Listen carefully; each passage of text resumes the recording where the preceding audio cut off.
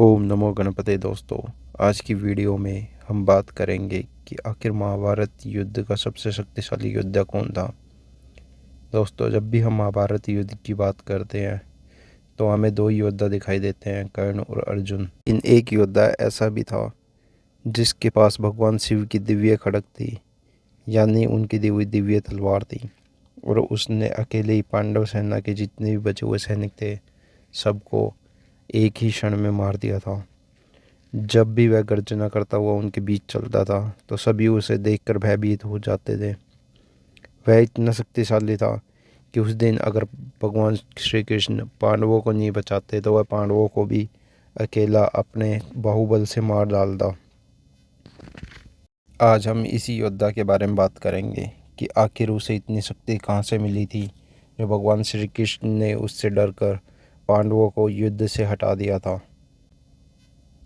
आखिर क्यों किसी भी महाभारत में इस युद्ध के बारे में वर्णन नहीं दिया जाता। जो भी आप महाभारत देखते हैं उसमें आपको इसके बारे में कोई भी जानकारी नहीं दी जाएगी।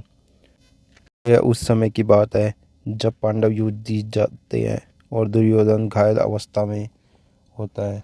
अश्वत्थामा, कृतवर्मा और कृपाचार्य ही कौरवों की तरफ से बचे थे, लेकिन कोई ऐसा भी था जो इस युद्ध का नक्शा बदलने वाला था। अश्वत्थामा दुर्योधन से पांडवों को मारने की बात कहकर चल तो देता है, लेकिन समझ नहीं आता क्या करे। फिर उसे एक युक्ति आती है कि क्यों न रात को युद्ध किया जाए। तीनों सैनिकों के शिविर की तरफ चल देते हैं। तभी एक विशालकाय व्यक्ति दिखाई देता है, जिसे देखकर कृतवर्मा और कृपाचार्य भयभीत हो जाते हैं, परंतु अश्वत्थामा नहीं रुकते और उसे ललकारते हैं। फिर अश्वत्थामा उस पर एक साथ कई बाण चलाते हैं, परंतु बाण उससे लगकर नष्ट हो जाते हैं। इसके बाद अश्वत्थामा एक एक अपने दिव्यास्त्र चलाते हैं, परंतु सभी दिव्यास्त्र विफल हो जाते हैं। उस विशालकाय व्यक्ति को क्रोध आ जाता है।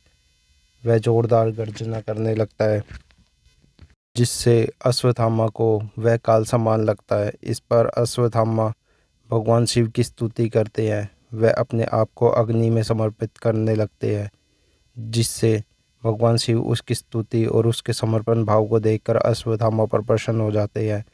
दरअसल जिस व्यक्ति से वह युद्ध कर रहा था वह कोई और नहीं भगवान शिव होते हैं, जो भगवान शिव के कहने पर उनकी रक्षा करते हैं।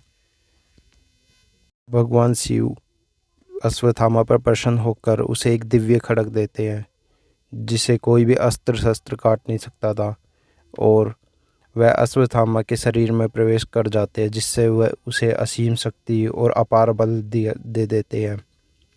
इसके बाद अश्वत्थामा पांडवों के शिविर में प्रवेश करता है। वहाँ वह सबसे पहले धृष्टद्युम्न को देखता है, जिससे उसे बहुत ही दर्दनाक मौत देता है। उसके बाद यह उसकी आवाज़ें सुनकर, चीख सुनकर सभी सैनिक उठ जाते हैं और वह युद्ध की तैयारी करने लगते हैं, परंतु जो भी लड़ने आता है अश्वत्थामा उसे बहुत बुरी तरह से मार देता है। वह गर्जना करते वक्त सारे शिविरों में घूम रहा होता है। कुछ लोग तो उसे देखकर डरने लगते हैं, कांपने लगते हैं, और कुछ लोग भागने लगते हैं। जो भी सैनिक भागता है उसे कृतवर्मा और कृपाचार्य, जो कि शिविर के बाहर खड़े होते हैं, वह उन्हें मार देते हैं। बाकी सभी सैनिकों को अश्वत्थामा अपने बाहुबल और अपनी खड्ग की मदद से सबका संहार कर देता है।